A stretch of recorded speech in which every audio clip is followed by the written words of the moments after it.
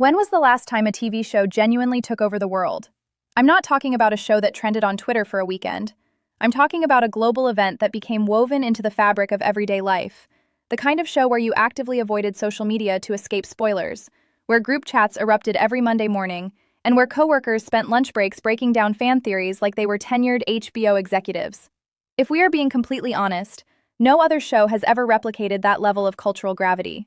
Before anyone brings up Breaking Bad, Stranger Things, The Walking Dead, or House of the Dragon, none of them matched the cultural monoculture of Game of Thrones. For nearly a decade, Game of Thrones wasn't just a television series, it was an appointment event. Every Sunday felt like a championship final. You sat down knowing that millions of people across the globe were experiencing the exact same jaw-dropping moments simultaneously. Mondays weren't about work, they were about a single question. Did you watch it last night? It didn't matter if you were in New York, London, Lagos, Tokyo, or Cape Town, the conversation was universal. On paper, this show should have failed miserably.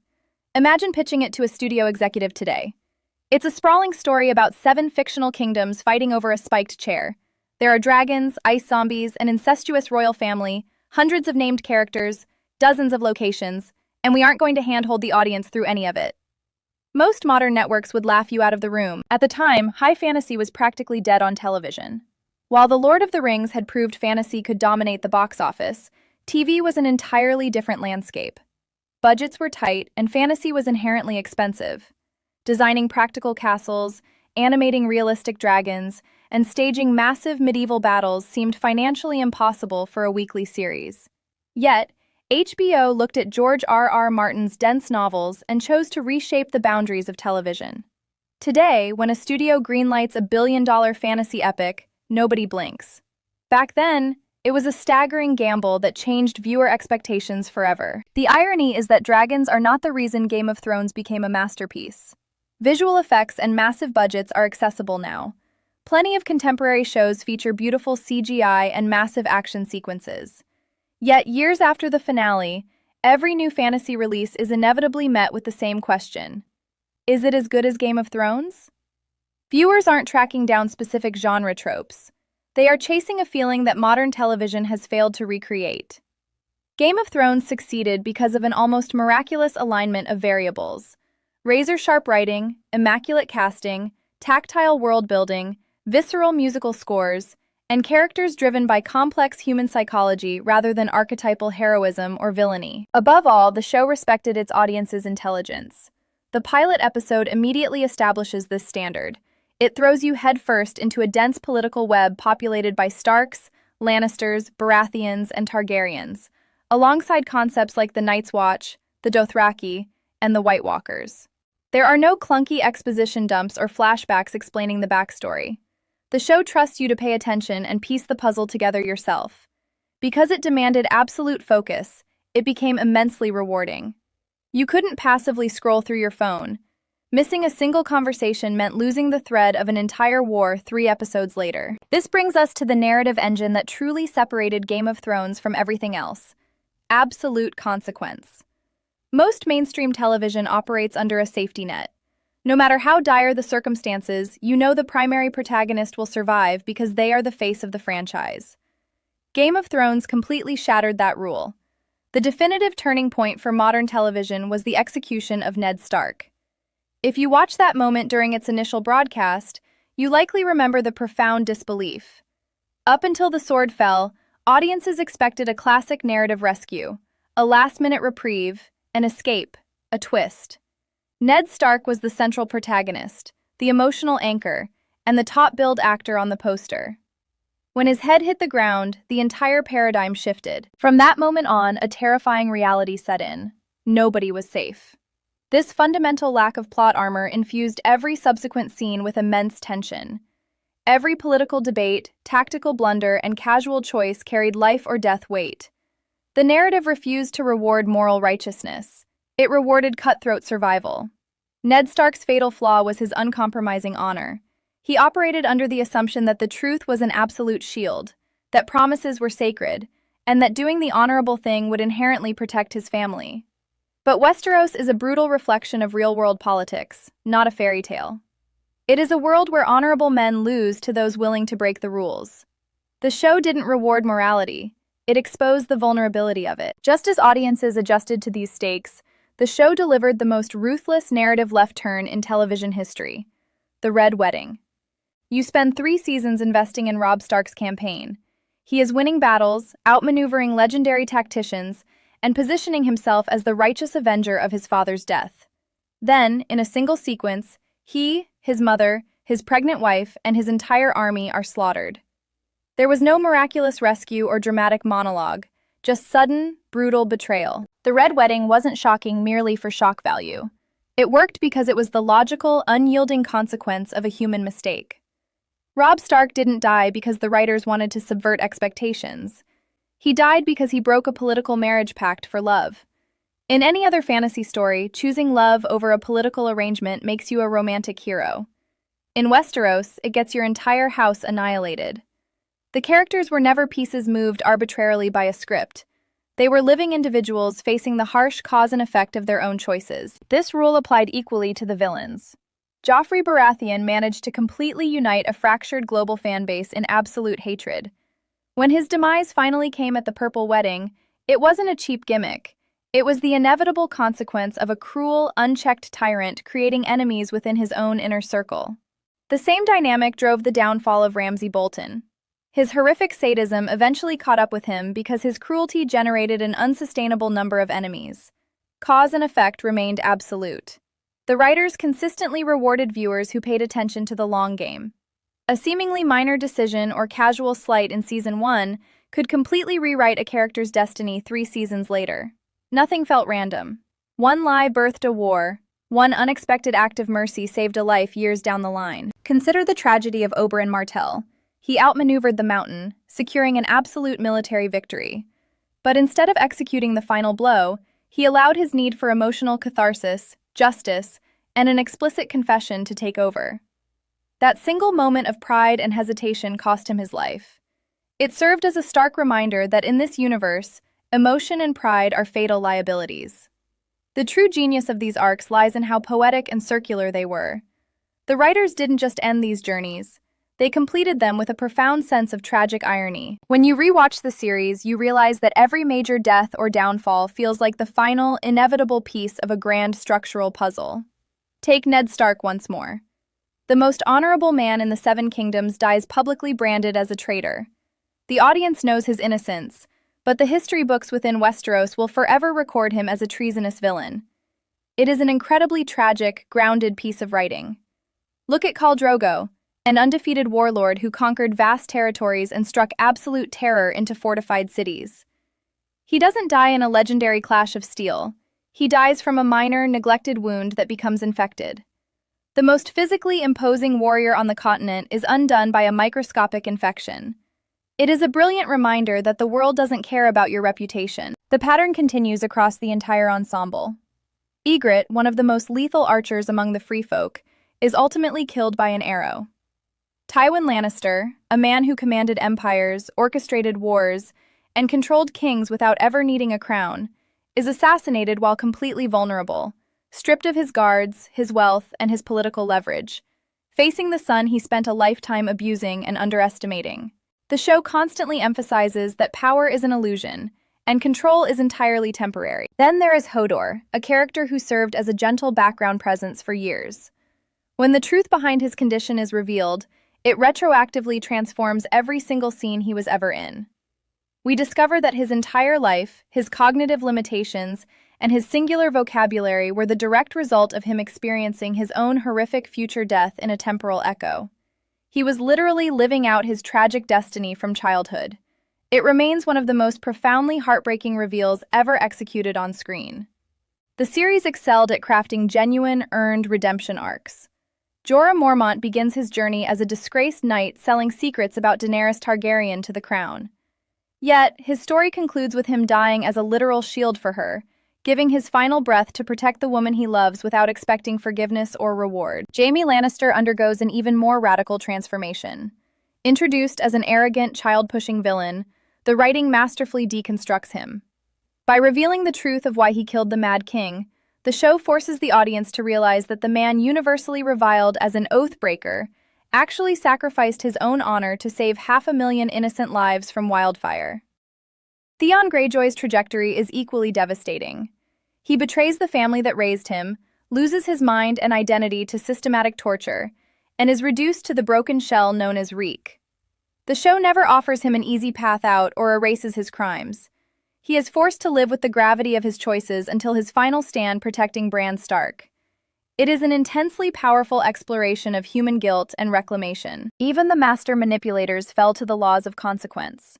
Peter Baelish orchestrated the entire War of the Five Kings through whispers and betrayal, always remaining 3 steps ahead of everyone in the room. His downfall occurs because his immense arrogance causes him to completely underestimate the growth of Sansa, Arya, and Bran Stark. He treats them like the children they were in Season 1, completely blind to the fact that they had learned his own game and surpassed him. Daenerys Targaryen's ultimate trajectory stands as one of the most polarizing yet deeply tragic descents in fiction. She begins as an abused, exiled teenager with nothing. She systematically builds power, breaks the literal and figurative chains of the oppressed, and becomes a global messiah of liberation.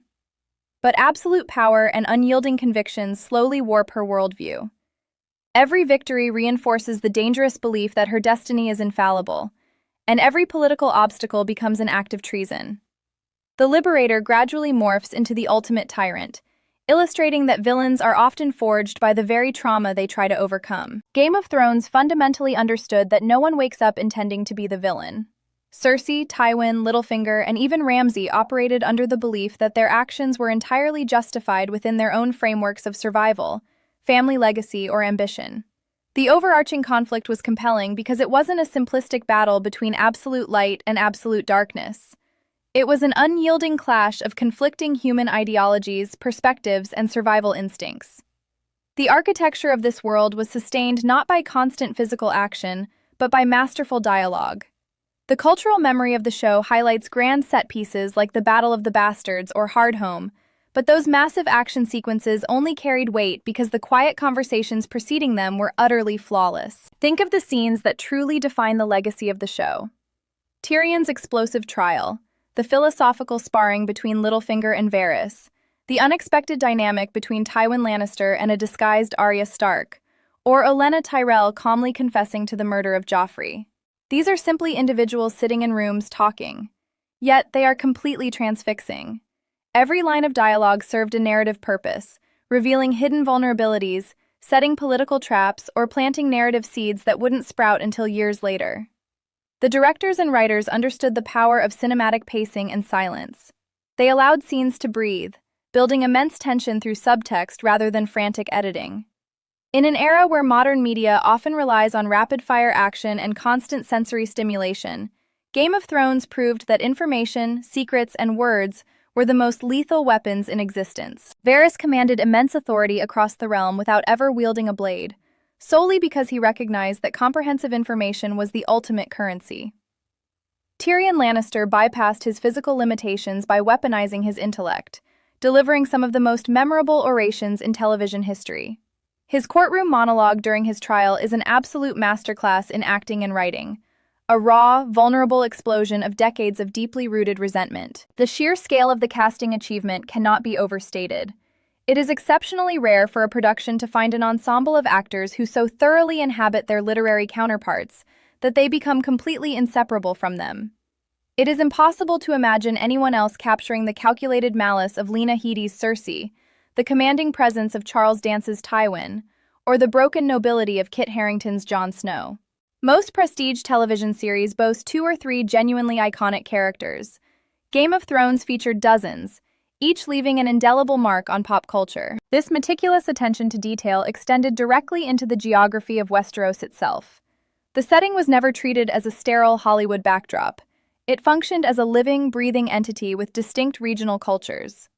The stark, pragmatic architecture and heavy furs of the North immediately communicate a culture forged by harsh survival, contrasting sharply with the opulent, sun-drenched, and treacherous political arena of King's Landing.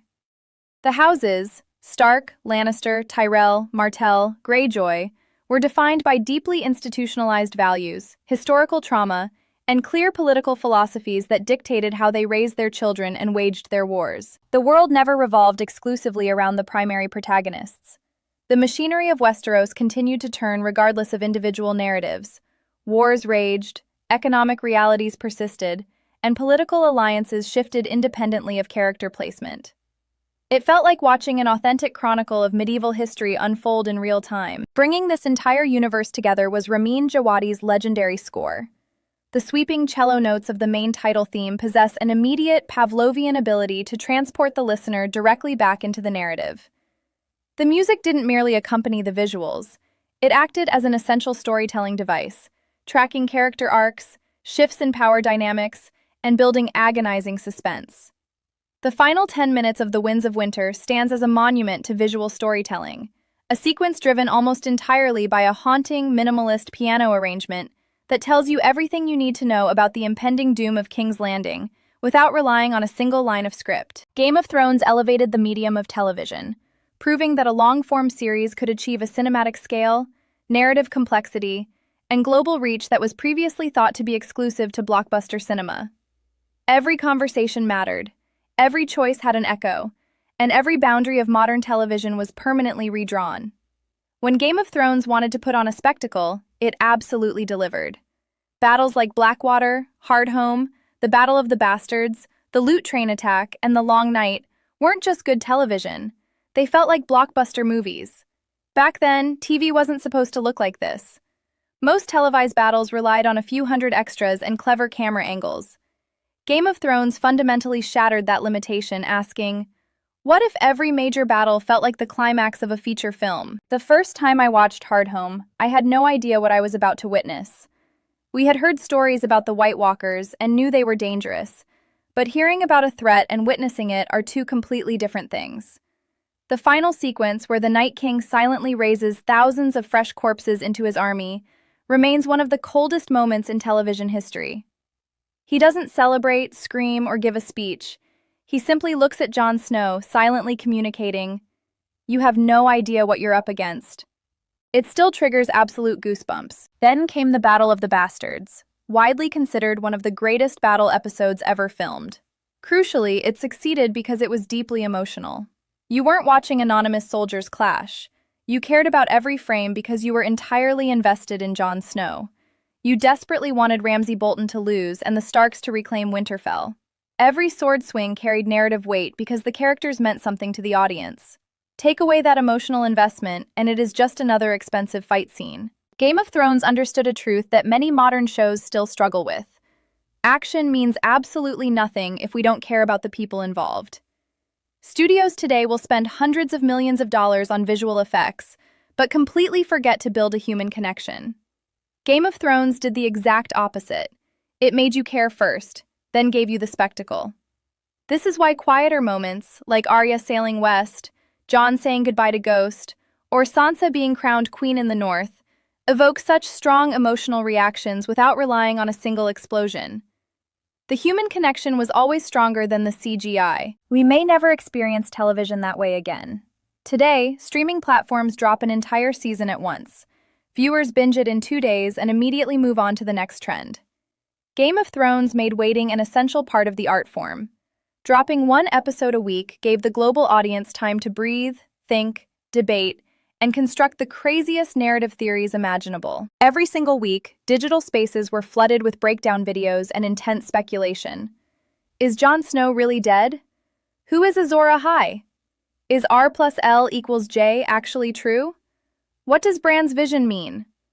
Viewers became detectives, analyzing screenshots, studying dialogue for hidden clues, and scouring forums for hours. The collective discussion between episodes was just as entertaining as the show itself. It transcended the medium of television to become a massive global community. Total strangers argued online like lifelong rivals over faction allegiances. Team Stark, Team Lannister, Team Targaryen. Everyone had an opinion, and lines like, "Winter is coming," "You know nothing, Jon Snow," and "Hold the door" became permanent fixtures of everyday pop culture vocabulary. The show uniquely rewarded repeat viewings. The first time through, you are simply trying to keep pace with the complex political web and numerous houses. On a second watch, you notice the immaculate detail, the subtle facial expressions, the heavy symbolism, and the early dialogue secretly foreshadowing major twists seasons in advance. The writers planted seeds years before they paid off, which is the ultimate hallmark of legendary writing. Of course, we have to address the elephant in the room. Season 8. Whenever you argue that Game of Thrones is the greatest show ever made, the immediate counter-response is always, yeah, but the ending. It is a fair critique. Millions of fans felt the final season was rushed, and that certain characters deserved better. But it is a massive mistake to let a flawed final chapter erase a decade of unparalleled excellence. If a sports team plays an incredible season, dominates every match, and then loses the championship final, it doesn't mean the entire season was worthless. The final season should have been longer, and certain arcs needed more time to breathe. But none of that diminishes what the show accomplished for nearly 10 years. If the show truly fell off to the point of irrelevance, why are we still talking about it? Years after the finale, we are still debating its themes, revisiting its world, and comparing every single new fantasy release to it. Shows like The Witcher, The Rings of Power, and even its own prequel, House of the Dragon, are constantly measured against the standard it set. It became the definitive yardstick for modern television because the audience demanded it. That staying power exists because the story was never actually about the Iron Throne. The chair was just an excuse to explore human nature, power, family, loyalty, revenge, love, and identity. Every major character was chasing an intensely personal goal. Ned chased honor, Cersei chased power, Jaime chased redemption, Theon chased forgiveness, Daenerys chased justice, Littlefinger chased influence, Jon chased duty, Arya chased revenge, Sansa chased independence, and Tyrion chased acceptance. These distinct journeys felt deeply meaningful, even when they ended in absolute tragedy. Audiences saw reflections of themselves in these flawed individuals. You could admire Jon's sense of duty, relate to Tyrion being consistently underestimated, respect Sansa's resilience, or learn through Daenerys how dangerous unchecked power becomes when no one is left to challenge it. The writing didn't give us flawless heroes. It gave us believable human beings. Modern television frequently focuses so heavily on subverting expectations that it forgets to earn its twists. Game of Thrones earned every single one. When Ned Stark died, it hurt because we respected his honor. When the Red Wedding happened, it devastated us because we had marched alongside those characters for years. When Hodor held the door, it broke us because we had watched him from the very beginning. Those moments weren't impactful simply because characters died. They were impactful because those lives truly mattered to us. Spectacle captures attention, but characters earn the heart. Years later, people don't just remember the dragons. They remember Tyrion's courtroom speeches, Jaime's raw confession in the bath, Oberyn demanding justice, the look on Cersei's face when her traps backfired, and the haunting orchestration of the Winds of Winter. Those aren't just scenes anymore. They are cultural memories. A good show entertains you while it's on the screen. A legendary show stays with you long after it is over. Game of Thrones was never perfect, but if we judge a television series by its cultural impact, its complex writing, its rich world building, and its absolute ability to make millions of people look at characters as real human beings, then it has no equal. We aren't still searching for another fantasy series. We are searching for that precise feeling of sitting down every week knowing absolutely anything could happen. Whenever the conversation turns to the greatest television show ever made, Game of Thrones will always have a seat at that table. And for me, it sits right at the top.